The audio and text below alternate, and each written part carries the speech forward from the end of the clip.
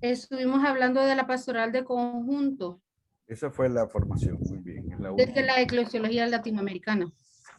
Eso fue lo último que vimos. Y David nos explicó las propuestas de Medellín. La conferencia. Ajá. Y nos quedamos al final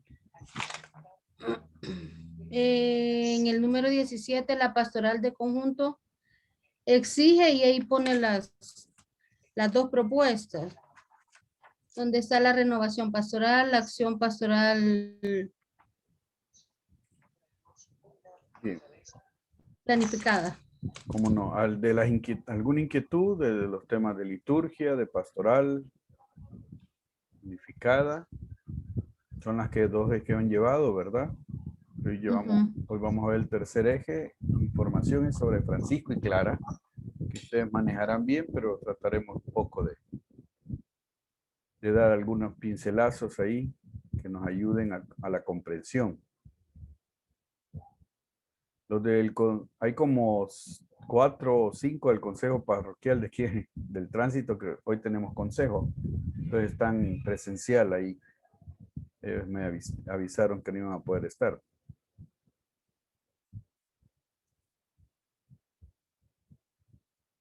Bien, ¿alguna inquietud o algo que se quiera retomar? Ahorita aprovechando antes de arrancar con el otro contenido.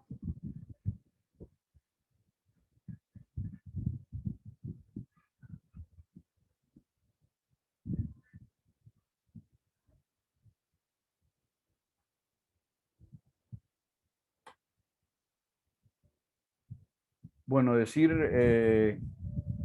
que ayer se celebró la beatificación de 10, bueno, 10 beatos se constituyeron ayer oficialmente en Guatemala, en el Quiché, ¿verdad? Eso es muy importante porque son beatos por la vía del martirio y de los 10, 7 son laicos. De los 7 laicos hay un niño de 12 años y están 3 sacerdotes misioneros españoles del Sagrado Corazón. Y creo que yo hice un escrito, ya llegará por ahí, tal vez lunes, que lo editemos, pero ya hay, pues hay mucha información. Sin embargo, creo que habría que decir que igual que lo de Monseñor Romero, la iglesia oficial en su declaración le cuesta aceptar que el martirio es por persecución, por defender a los pobres y trabajar por la justicia. Nuevamente repitieron o dijeron que era martirio por odio a la fe. Si se odiara a la fe, creo que hubiera un montón de cristianos asesinados, porque hay un montón de sectas, para comenzar, de comunidades, de iglesias. O sea, las comunidades cristianas son, no sé si más ahora que antes. Y la fe se expresa más ahora que antes. O sea, cualquier vecino te pone una alabanza, una prédica, y bueno, hoy eso está a la vuelta de esquina.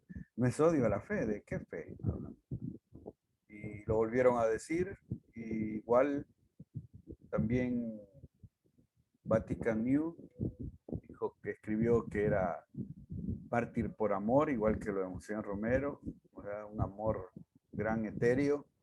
Entonces sí, está haciendo una convulsión totalmente lo del Papa Francisco. Se ve que una es la tendencia de él y otra es la tendencia del Vaticano, ¿verdad? Que le cuesta aceptar que en estos países donde nos profesamos cristianos, no ateos, sino cristianos, creyentes, se asesine a creyentes. Eso no lo logran ver porque no logran desestructurar la ideología y también ver que hay un sistema que es el asesino, ¿verdad?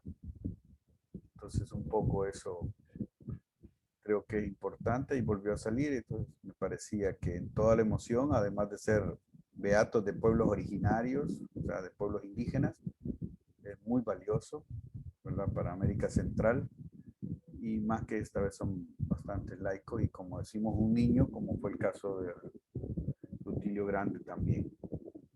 Y igual Maruso, el fraile que lo acompañaba un laico, pero no se da el paso de la expresión más que por odio de la fe. Es interesante eso, que no logra cuajar el Vaticano, la Santa Sede. Bien, iniciamos pues. Este sábado y el próximo son el tema de Francisco de Asís y Clara. Trataremos, creo que sabemos bastante. Este sábado será el contexto, de eso trataremos y trabajaremos un poco. Así que en el nombre del Señor iniciamos, el que es Padre, Hijo y Espíritu Santo. Amén.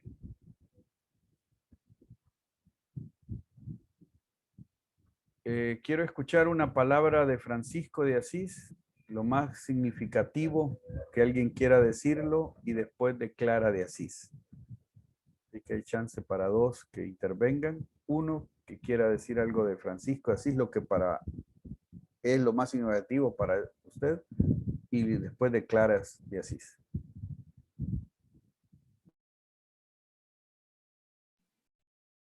Bueno, que San Francisco de Asís abandonó todo, se abandonó, se despojó por amor al necesitado. Entonces, eso es hermoso, ¿verdad? Vivir con toda, pues, una vida, pues, cómoda. Y luego él despojarse completamente, no le importó el que diría, el que decían de él, hasta lo trataron de loco, pero él era feliz así, ¿verdad? Ayudando al más necesitado, pues todo su historia de vida, pues es de gran ejemplo. Despojarse de todo por amor al más necesitado.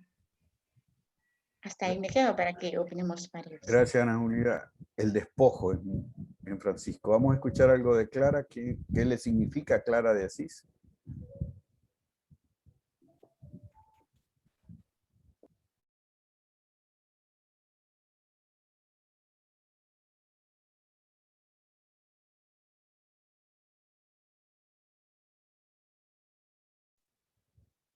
Que es menos conocida, Clara.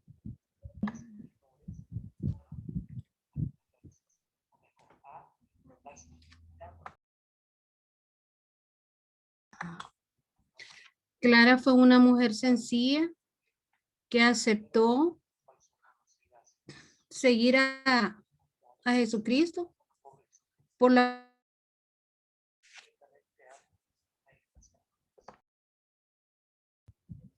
Te dejamos de escuchar, man.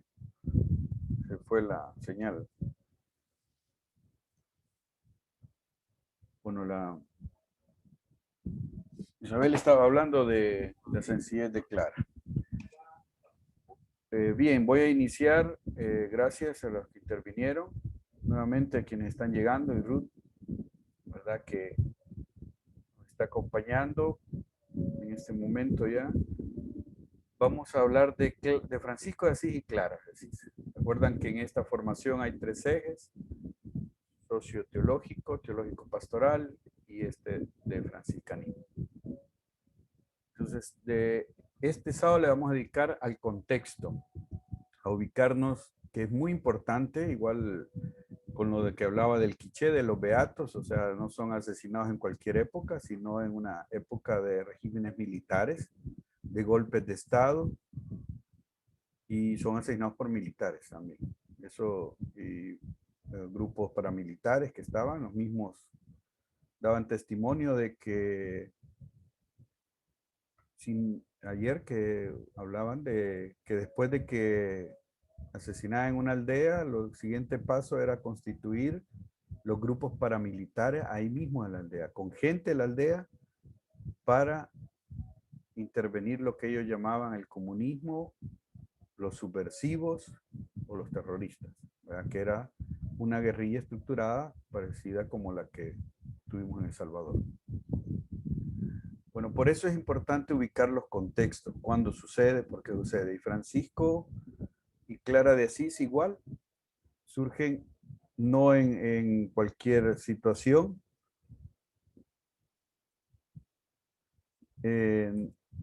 surgen en un contexto determinado.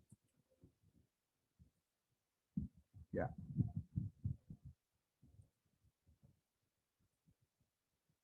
Vamos a compartir en este momento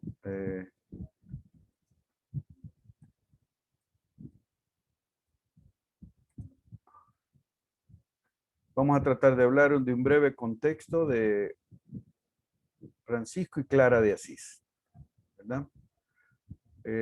Trataremos de ubicarlos. Y esto es una expresión importante. Francisco y Clara vivió una historia y realidad concreta. Desde ahí surge el franciscanismo, surge esta espiritualidad desde una realidad.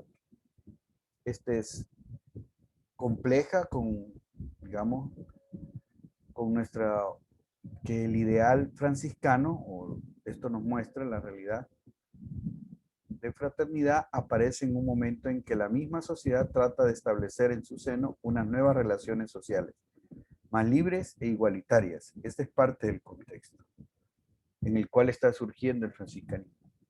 La segunda mitad del siglo XII, que es el que ubicamos a Francisco, ¿verdad? Y a Clara, sin duda alguna, es una de las épocas más tensas y atormentadas de la historia de Europa y de la Iglesia Occidental. Esto es lo que nos presentan los medievalistas, ¿verdad? Los historiadores, ubicando el siglo XII como de mucha convulsión, y ahí está Francisco de Asís. O sea, mucha de la propuesta de Francisco tendrá que ver con este planteamiento de convulsión que se presenta.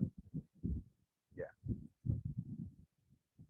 También habría que ver un poco la organización, y esto es muy importante, también la manera de entender la estructura sociopolítica, económica y religiosa con la que inicia el siglo XII o está finalizando el siglo XI. Está el emperador, que es igual a la figura, el emperador es la figura política que gobernará un territorio, que en eso no estaba muy definido lo que hoy son los países europeos, ¿verdad? En sus territorios, pero si no, habían emperadores que podían avanzar en lo que hoy se conoce como territorios italianos, pero el hecho, podían avanzar. De hecho, Asís estaba en relación a eso, a emperadores que no tenían que ver con Italia. Y el Papa tiene el mismo nivel que el emperador.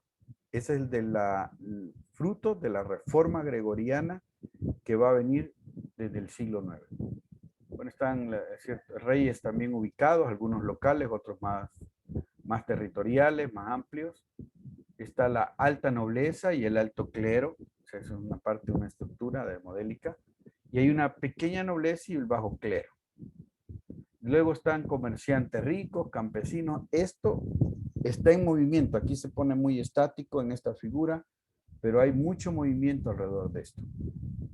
Aquí vemos un poco de Asís, y arriba esa estructura que vemos antes de ver el Cerro Subasio, está que es la torre, la fortaleza, la roca, que ahí es donde se da o se ubica el poder político, diríamos conquistador de los territorios de Asís y de la parte de Italia.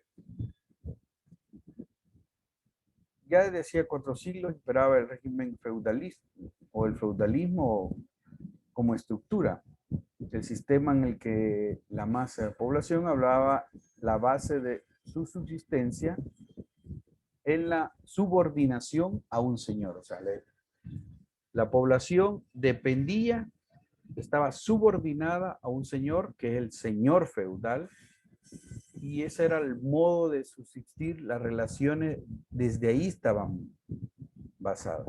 El feudalismo, que es un sistema de dependencia, en el caso de Asís, existían 20 familias nobles. Dominaban, y estas dominaban en la ciudad, evidentemente. Consideraban la región como parte de un tipo de imperio. El feudalismo abarca un territorio, y ahí es donde ellos dominaban con la influencia.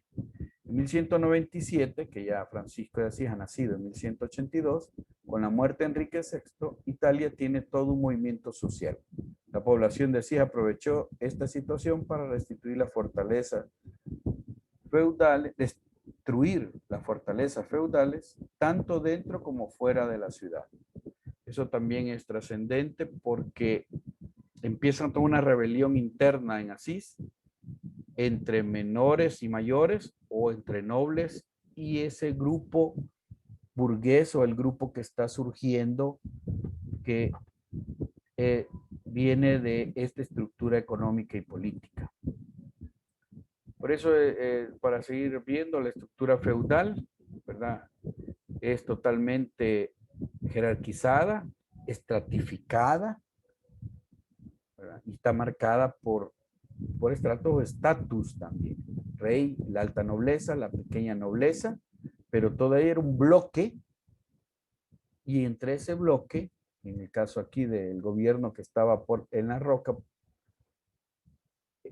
esta alta y pequeña nobleza, en el caso de Asís eran 20 familias. Y de ahí está el mundo campesino, pero intermedio estaba, vamos a ver más adelante, toda la nueva estructura surgiente que se estaba dando. Y todos los cambios que se están viviendo en el siglo, a finales del siglo XI y a inicios del siglo XII.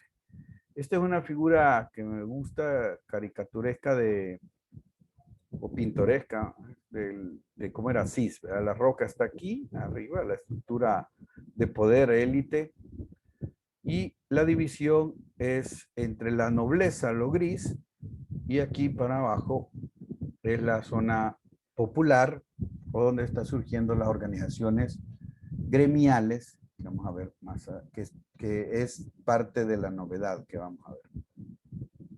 Esta figura también así celebra todos los años en mayo, recrea el medioevo, ¿verdad? Y sus épocas y todo eso.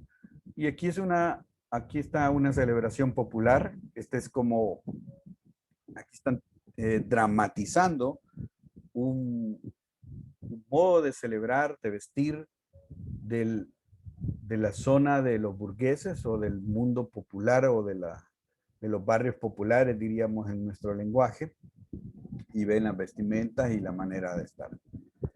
Y esta es la de la nobleza, que tenían sus colores, sus banderas, por tanto sus banderas, sus escudos, y se definían por un modo más estructurado de presentación, también de mejor presentación, en el sentido de que no era de todos los colores, sino más bien definidos de qué grupo de poder de la nobleza pertenecía. Eso lo recrea bien. Y seguimos con un poco los datos históricos hasta 1203, después de la guerra de Colestrada de 1202, en esta guerra participará Francisco, se firmó un acuerdo de paz entre los partidos de los feudales y los comunales.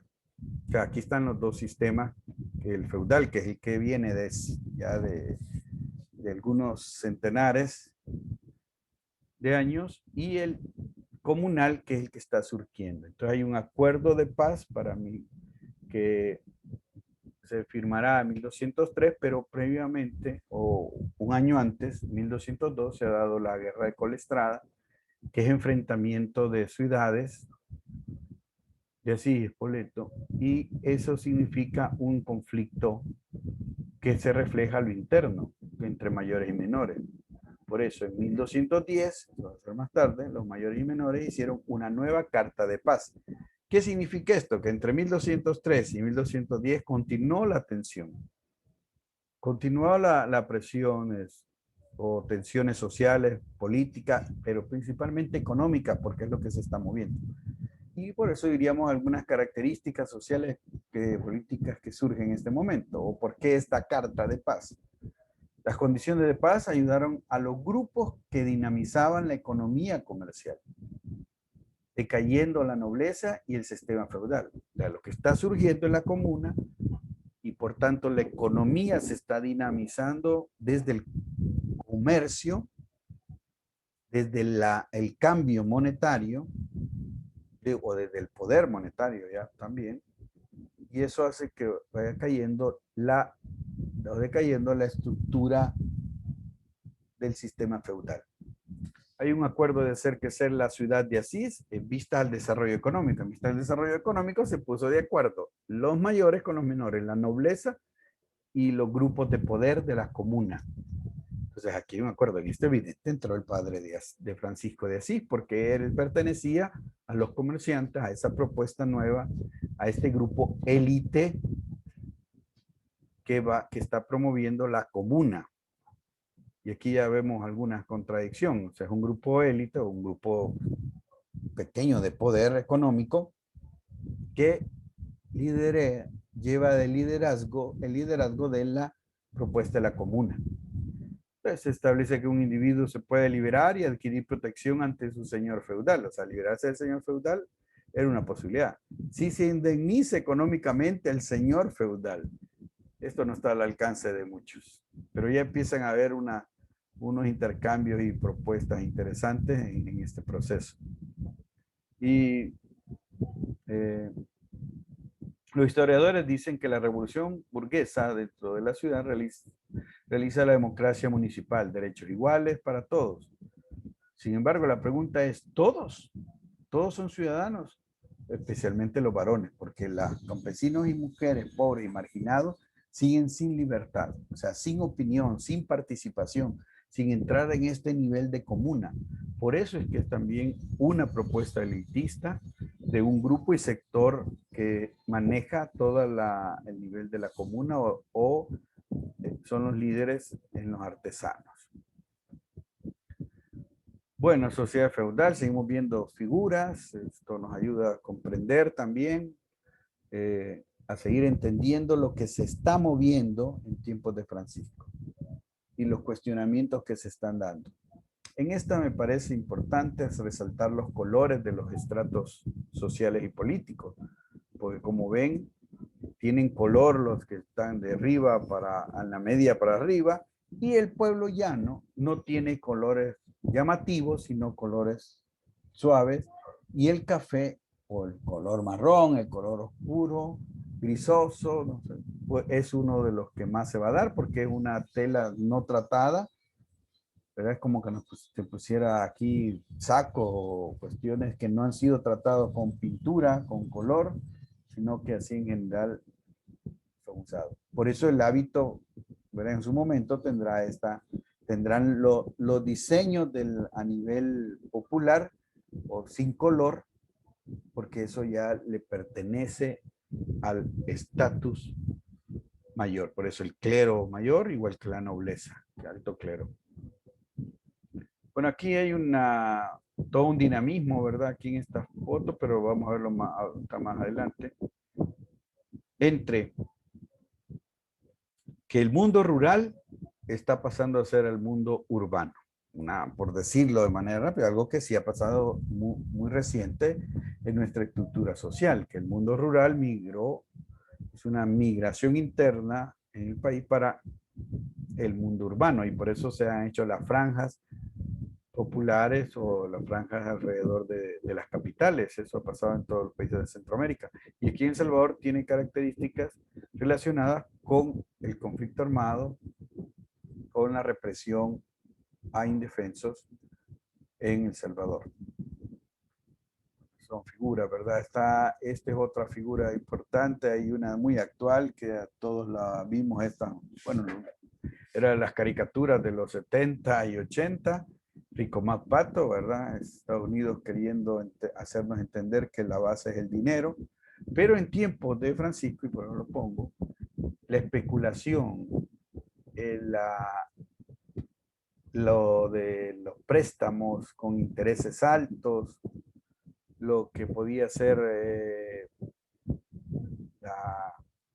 el endeudamiento que acarreaba todo esto y el empobrecimiento, por tanto, el debilitamiento.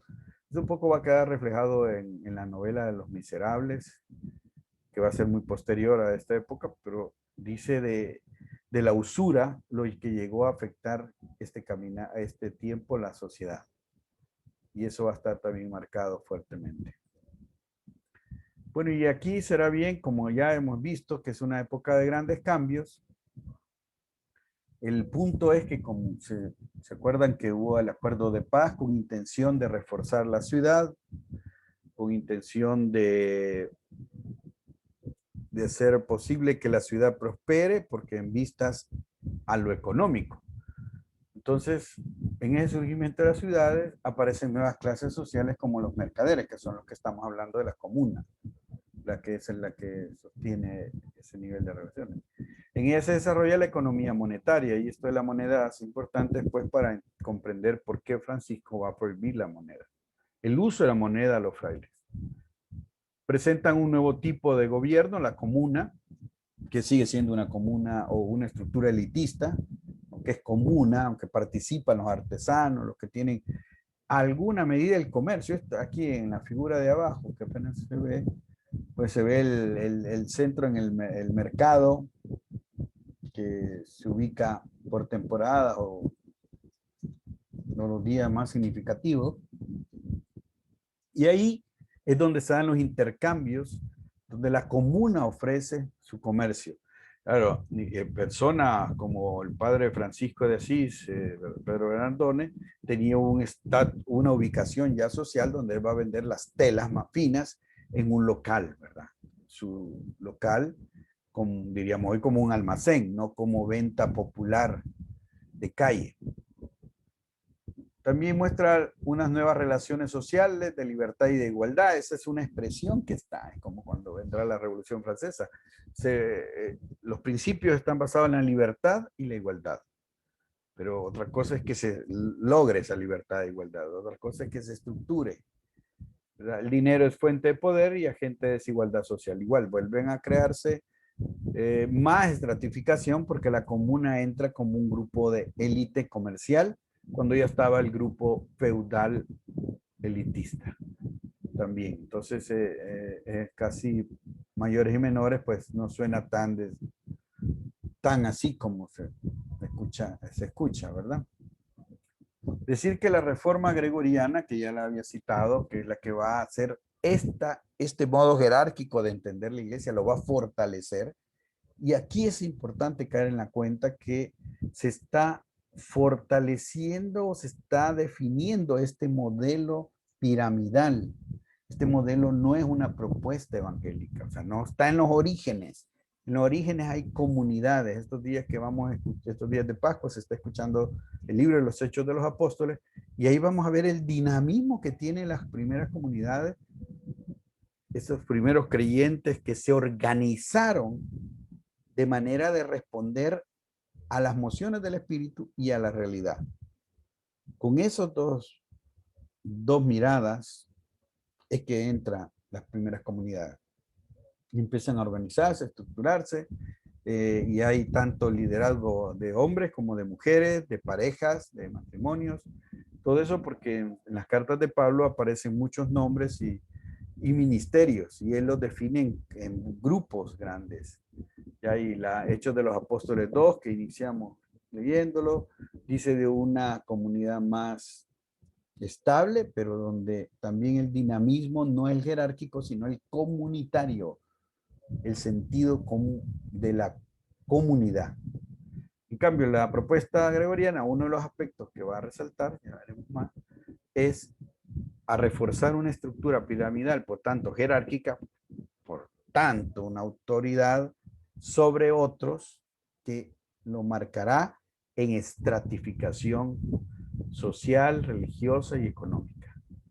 Y nuevamente el grupo que hoy llamamos, bueno, la liturgia usa hoy los fieles, o sea, es una expresión muy, no está refiriendo a los fieles al Señor, porque eso entramos todos, y entran cualquiera, entra el cura, entra el obispo, entran todos a ser fieles del Señor. No, los fieles tienen una categoría de estratificación, y por eso el tema de los laicos tuvo una gran revuelta cuando en Aparecida en el 2007, en este documento de la Conferencia Episcopal de los Obispos de América Latina, titulado Aparecida, que se dio en Brasil, por eso el nombre del santuario, ahí se dará un gran paso, que dará hasta el 2007, que se hablará que todos los bautizados somos discípulos y misioneros. Algo que que es importante, pero a la vez marca un cambio fuertemente. Discípulos y misioneros.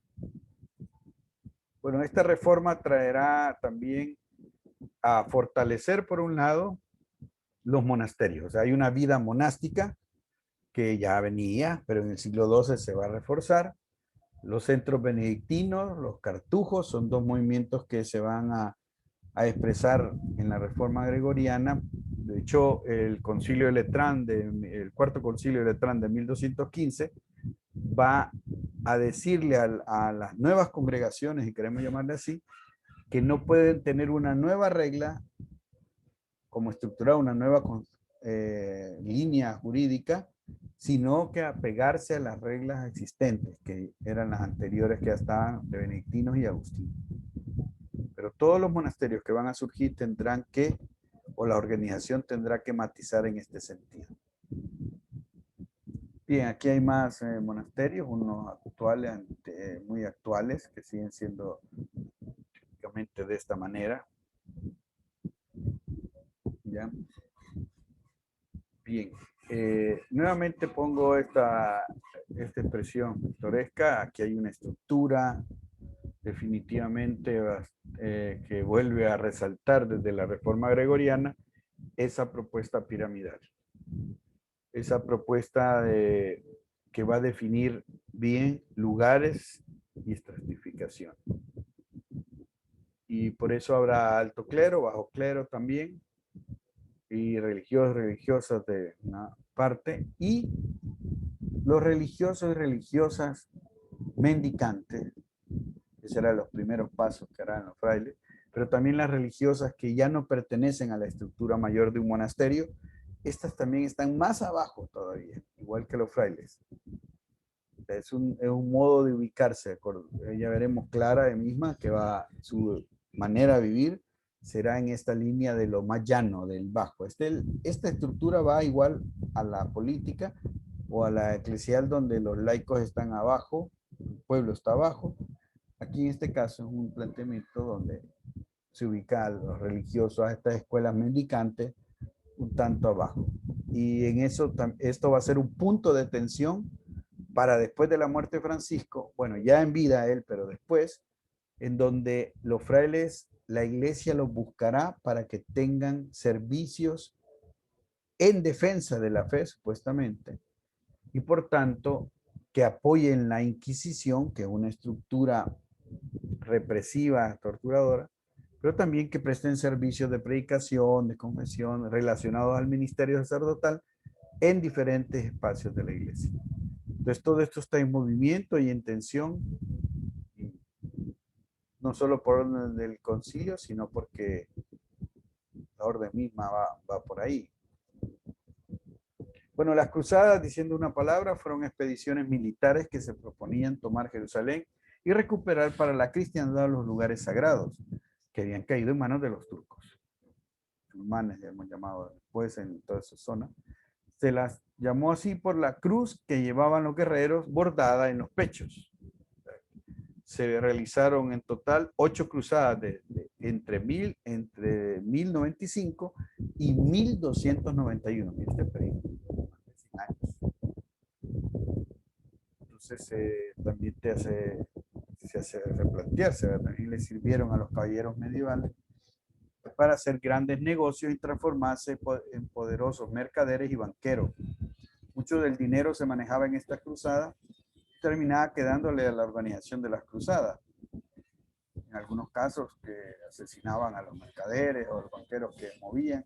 Después, al tener poder económico y estable, también va a generar otro tipo de organizaciones, que es lo que han querido estar presentando, que quedan organizaciones ocultas o otro tipo de organizaciones, como los que quieren presentar en las películas como la Ángeles y Demonios, que pone una tensión actual y de un movimiento oculto relacionado con la ciencia.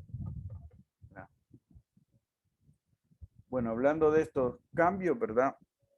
En la reforma, o desde la reforma gregoriana, que las nuevas órdenes religiosas que están surgiendo, entre la de Francisco, y que va a lograr un permiso para vivirla en 1209. Los movimientos canonicales, aquí es como que empiezan las comunidades a vivir, las comunidades de sacerdotes y canónicos, que no todos los sacerdotes, pero que estaban en relación a la catedral, en relación a la iglesia, al templo. Y ahí van a estructurar movimientos canonical que eran comunidades canónicas, del clero. Mayor participación de los laicos, esto no es como después del concilio, que ni tampoco después, sino que es una participación mayor, incluso movimientos de propuesta novedosa que les definirán como herejes. Hay ciertas propuestas que surgen en ese contexto. Nuevas fórmulas doctrinales y prácticas religiosas. Esta refuerza lo doctrinal, es reforzar lo racional, es reforzar la estructura de modo de pensar y por tanto también nuevas prácticas religiosas. Una revolución escolar, esto es muy importante porque la escolástica estaba a la par de las catedrales, eran escuelas catedralicias, y la otra formación estaba en los monasterios. Pero los monasterios no fueron decayendo o encerrándose en sí mismos, y ya no era una posibilidad de formación para los nobles. Estamos hablando para los nobles, no estamos hablando de escuelas públicas aquí. Y algunos nobles, y también hijos de mercaderes, como fue Francisco de Asís, van a participar de escuelas canónicas, de escuelas parroquiales o catedralicias. Pero este movimiento de escuelas catedralicias son los que va a generar las universidades después con soporte del Papa, porque es quien va a patrocinar la universidad en Inglaterra, en París, en Salamanca, en España. Serán las que van a hacer. Bueno, la adaptación a la iglesia, nueva sociedad, a este proceso de cambio, pues tiene sus fracasos evidentes, vinculación al feudalismo rural, o sea, la iglesia estaba unida a la estructura feudal. O sea, a veces se quiere hablar de que la iglesia no tiene que tener postura ideológica, siempre la ha tenido porque se ha definido hacia una tendencia. En el medioevo vemos unida a la estructura feudal, a esa estructura jerárquica dependiente de un señor feudal, y igual al obispo le decimos señor obispo. Ya ven una relación que está dada ahí, y eso también deterioró a la iglesia, el acercamiento al sistema feudal rural. Evolución hacia nuevas estructuras paralizadoras, se dice paralizadoras porque no avanzan, y la Inquisición será una estructura que será nueva, pero afectará nada más la vida y todo la estructura. Bueno, ensancha la zanja cultural entre élites y masa laical, pues claro, porque también aparece la comuna como elitista, y acuerde, Francisco va a querer ser caballero, o sea, quiere subir el estatus, la estratificación. Fracasa ante las nuevas herejías. Bueno, hay nuevas herejías, pero aquí se va a crudecer la Inquisición, que ya será, algunos historiadores lo ubican que en 1238 ya va a estar más fortalecida y expandida. Entonces también, aunque es una novedad que no dio frutos nada cristianos, ¿verdad? Es una de las estructuras que no han sido cristianas y dentro del sistema católico.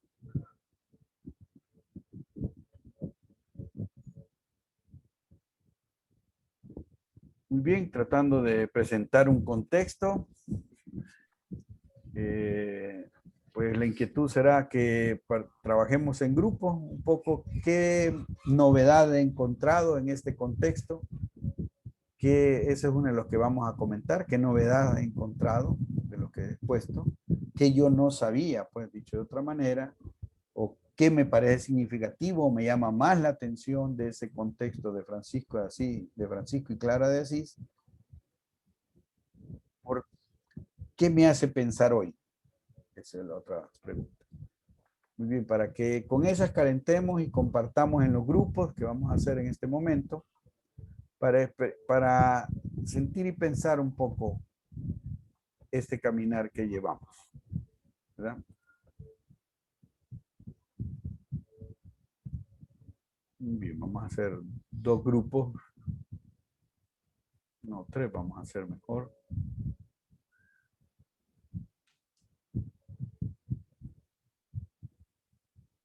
Bien, ya están distribuidos.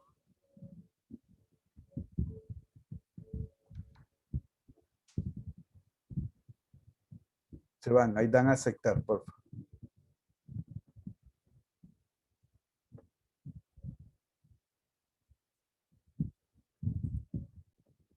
Para escucharles, quien desea compartir.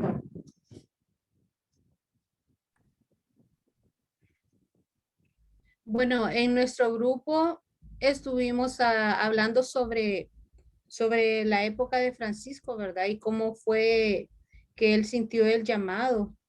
Entonces, se habló de la humildad de él y y de la época en la cual él, él vivió, ¿verdad? Algunos, pues pensamos que Francisco ha sido una persona bastante sencilla, que a pesar de que sus padres eran acomodados en su época, pues él logró sentir ese llamado de Dios hacia su propia conversión. Y pensamos también, alguien decía, mencionó ahí que pobres siempre van a haber en la historia de la vida, ¿verdad? Al igual que en la época de Francisco. Pero a él le conmovieron mucho el trabajar para los pobres y sentir ese llamado de, de despojarse del hombre rico a tomar los hábitos de la pobreza. Bien, Eso fue lo gracias. más importante. Gracias, Isabel. Esto nos da un personaje, un santo en este caso, San Francisco, igual vamos a ver en clara, tiene un contexto. De ese contexto, ¿qué le fue significativo? ¿Quién quiere compartir algo significativo de ese contexto que envolvió a Francisco? ¿O alguna pregunta todavía para avanzar, a ahondar más en el contexto? Hay mucho más que se puede decir del contexto y de la historia. Ray, Te escucho, Salvador. San Francisco fue un renovador de la fe cristiana. Se le puede atribuir que se centró en el amor a Dios, la pobreza, la fraternidad, un inmenso eco que hizo entre la sociedad actual. Bueno, esa pregunta está muy bien. Ya dice las características, ¿verdad? Que está citando. Esa la complementaremos el otro sábado cuando presentemos a Francisco en este contexto. Entonces, retomando una parte.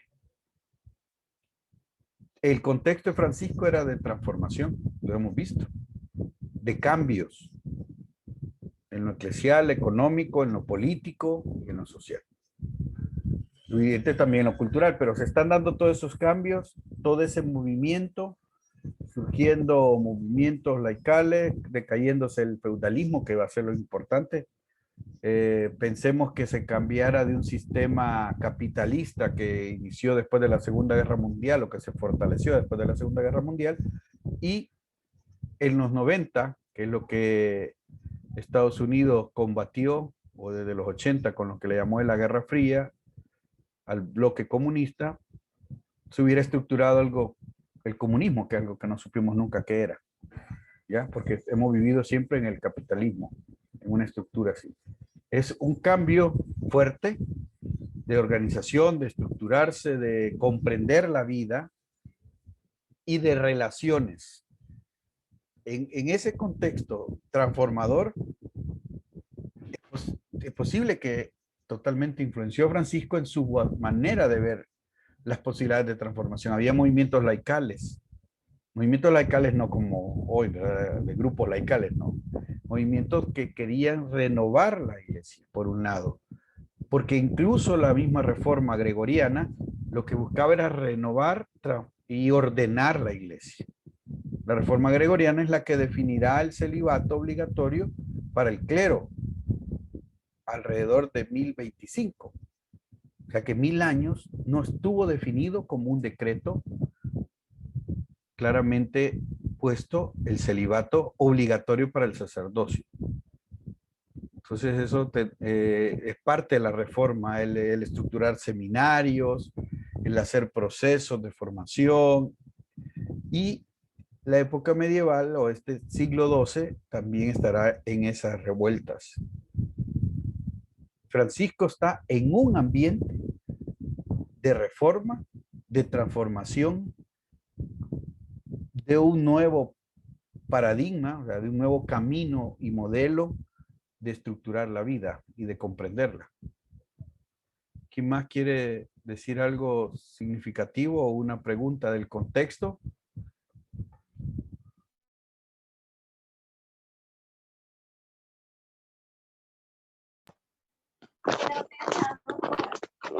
Pido permiso que me voy a retirar en este momento. Está bien, Salvador.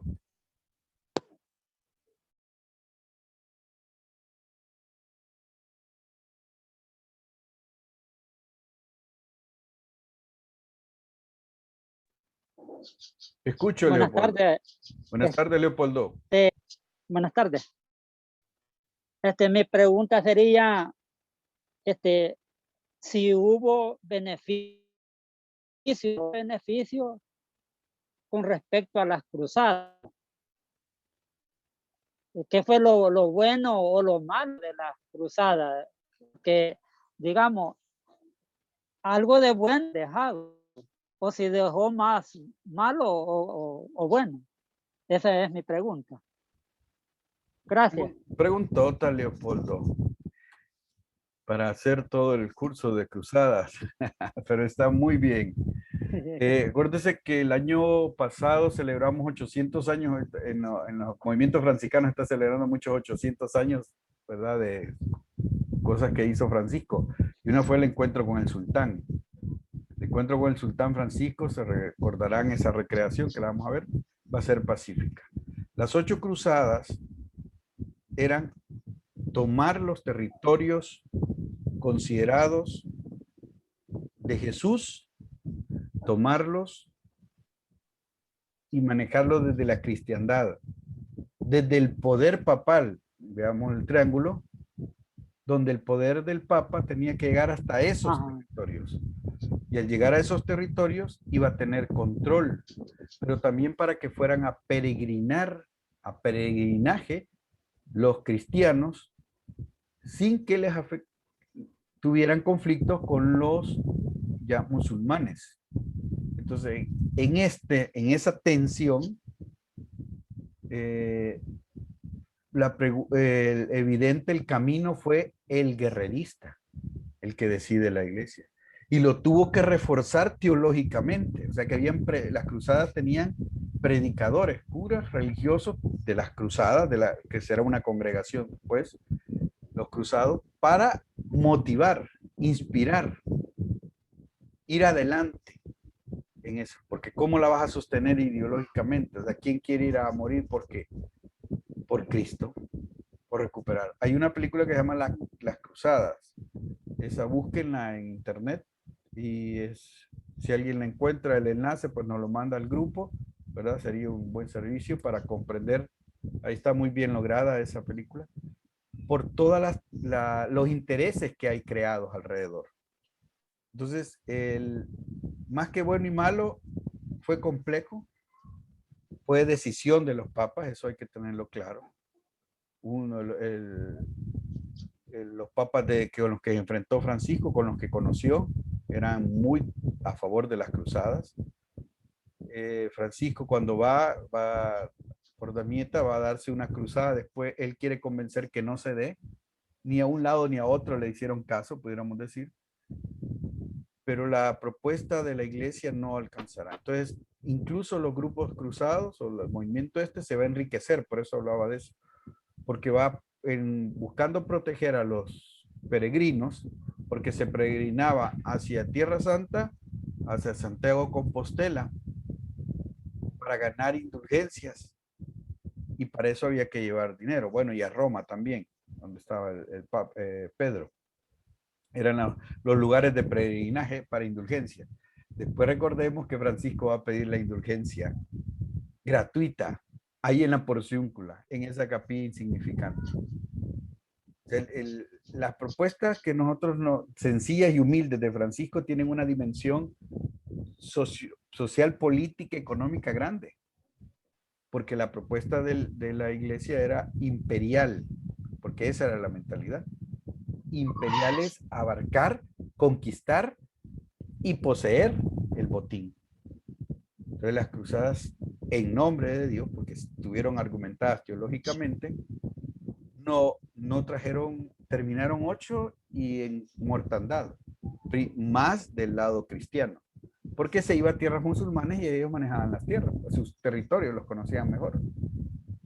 Entonces ahí es donde es ese desgaste, ese tiempo largo y de gastar energía y de acciones bélicas.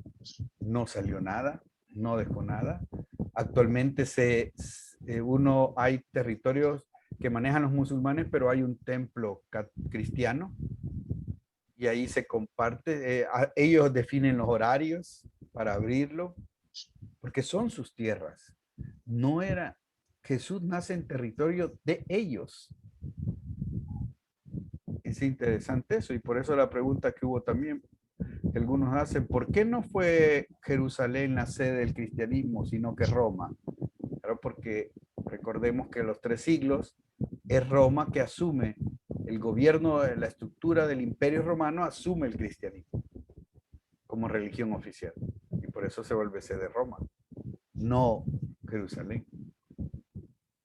Cuando se viene a querer recuperar, hablar, imagínense el siglo II, 11, 12, que son las 8 cruzadas, es con otra dimensión. No sé si eso ayuda. Como digo, es complejo, no solo es malo y bueno, pero evidentemente trajo más daño que bien y que no tiene nada que ver con el Evangelio de Jesucristo.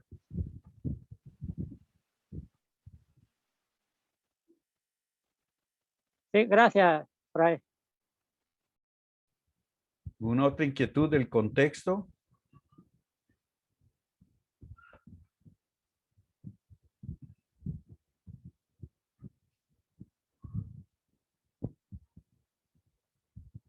¿Y las inquietudes o algo significativo que querramos resaltar?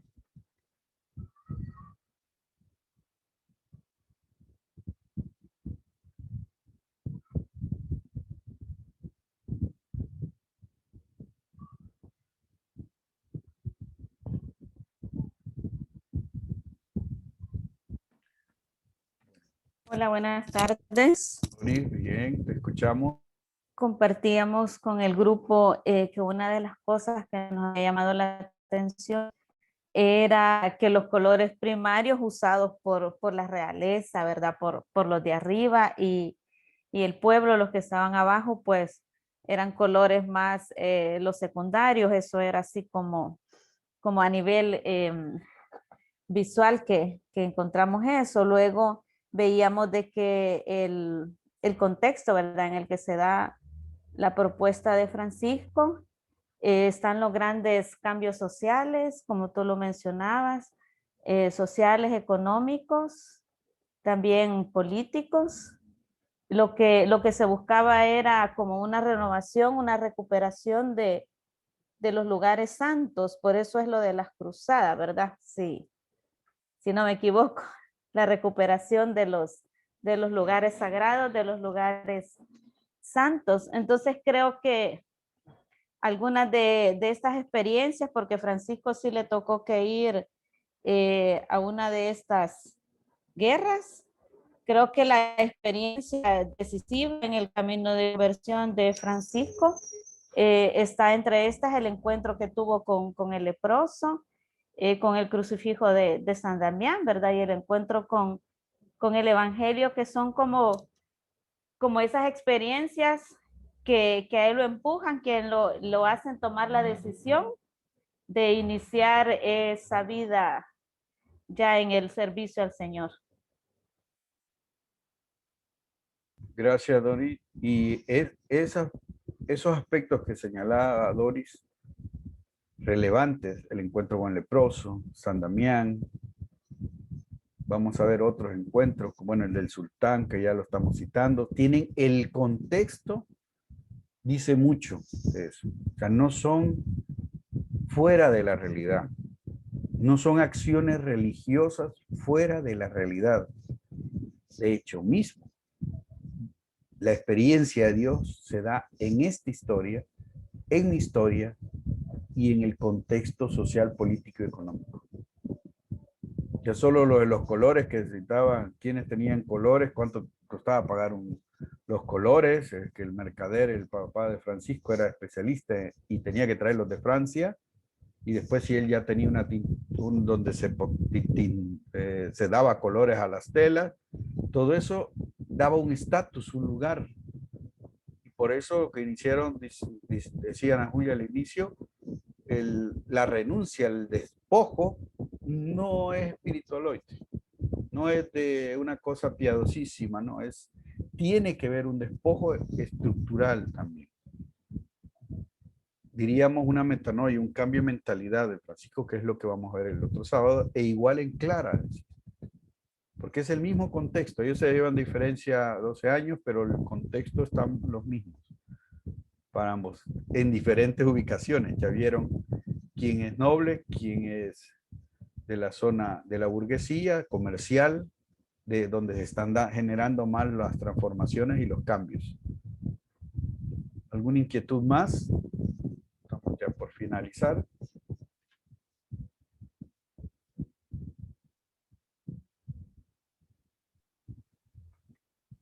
René, teníamos otra duda también en el grupo.